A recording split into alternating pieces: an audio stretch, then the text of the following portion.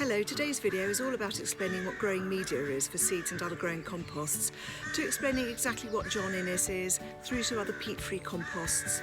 Finally, one or two tips on what's best for you and the plants you want to grow. Welcome to John Horsey Horticulture. John's been teaching horticulture professionally for over 30 years now, and on this channel we're hoping to help you develop your gardening skills. Whether you're new to gardening, looking for some propagation techniques, growing some vegetables, a bit of pest control, or whether you're a seasoned horty who could always use some extra tips and advice. If you like learning those things, do consider following us. There's no charge, just push the subscribe button. Don't forget to push the all-important notification bell. That just lets you know every time we upload a new video. Hello again. We've had quite a lot of inquiries recently about growing medium or compost, so I thought we'd just spend a bit of time talking about those today. Of course, you immediately get confusion because we talk about growing medium sometimes and we call it compost. I mean, they call it John Innes compost, but of course that is exactly the same name as we use on our compost which we prepare in our compost bins in the garden, where we put all our spare clippings, our grass cuttings, our vegetable peelings and leaves and everything else which we want to compost down. So that's a different issue, so I'm not going to talk about that today. We'll look at that at a different time. Today we're going to look at what we should really be calling them growing medium, because that then reduces the confusion. The growing mediums do tend to break down into two basic sorts. There are those which are based on loam and those which are not based on loam. Now, the loam ones were the first ones to come along. They were formulated by the John Innes Institute way back in 1939, and they were considered to be a perfect compost for growing your plants. Loam is made by taking turfs of grass growing on well-structured soil, letting it rot down, and then chopping it up and sieving it. And of course that's going to take a lot of time and preparation. Although it's good, it meant that there's always trace elements, and the loam in it, the soil bit, shall we say, holds on to nutrients. So that was really very good. But there are also parts of peat and sand in it. We've got the basic formulae here. The seed compost is 2 parts of loam, 1 part of sand and 1 part of peat by volume. And then onto that we add a little bit of superphosphate, because superphosphate encourages the growth of roots, and a little bit of calcium carbonate, because it makes sure that the pH is correct. So that's the sort of thing that they were made out of. And as you go along, you find that the different JI mixes have different strengths of what they call the base fertilizer, which used to be hoof and horn, superphosphate and potassium sulfate. Nowadays, of course, we have our control release fertilizer, which gives you all that, and it saves you using all those things.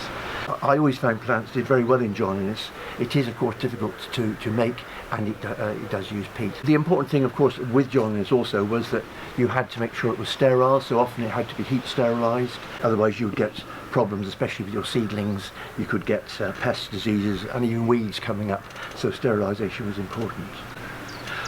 So having got to that stage, then the Glasshouse Crops Association decided to produce some formulae based on peat, and this was back in the days when peat was accepted and was very, very widely used, and compost could be made very, very easily.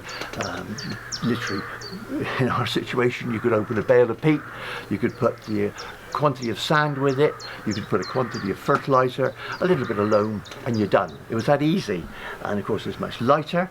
It was much more controllable because the peat is fairly sterile. There were very few weeds and problems in it, and it could be used, and it was used widely.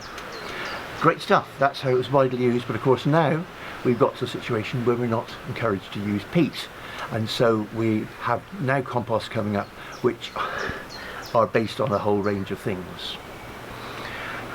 This is one of the problems we have at the moment, because you go to a garden centre or a nursery, you buy a bag of compost, because they're not using peat. It can be chippings, it can be plant remains, it can be almost anything rotten down. Sometimes people even go and buy this stuff and they find it's covered in mould. Probably not the sort of mould that's going to hurt your plants, but it's certainly not the sort of thing you want to put plants into. So you come along and you see, I mean, this is a good example of what we call an all-purpose compost now. If you look at it, you can see there's lots of vegetation in it. It's broken down substances, and many of them are very good. But you know, there is a great variation in the sort you get, and the issue is often you don't know what you've got until you open the bag. The better garden centres now are actually, by the side of the compost bags, they'll have a little pot showing you what it looks like, and from that you can work out what it's like. You can see that everything's well rotted as that is. I mean, sometimes you find it with actual lumps of vegetation in it, which of course is no good. But at the end of the day, we've got to live with what we've got, and we'll often end up just mixing it up together. I mean, sometimes if you put a bit of that one and a bit of that one together, you can get a really nice compost between it. Then if you want a bit of better drainage, you put a bit of sand in it, and that gives you even more drainage. It doesn't hurt to have too much sand, because it's better to be free of draining than to be waterlogged. But when you come to sand, use horticultural grit. Have a look at it and look at the different sizes. I mean, that's got lots of different size particles. So there we go. If you look at that, you can see that it's got lots of different size particles, and that's what you want. The particles will hold the other bits of compost apart. Now if I just put some of that down a minute, and it rustles. Can you hear it rustling? If a sand's rustling, that's good, because that's different sizes. Smooth sand won't do that. So as lovely as the sand is on Weymouth Beach, leave it there. And so all I can say really is, if you've got a good compost that you know and you find okay, stick to it. If not, you might have to take compost, mix them up and get them to what you require. But always remember that the compost does need to be well drained.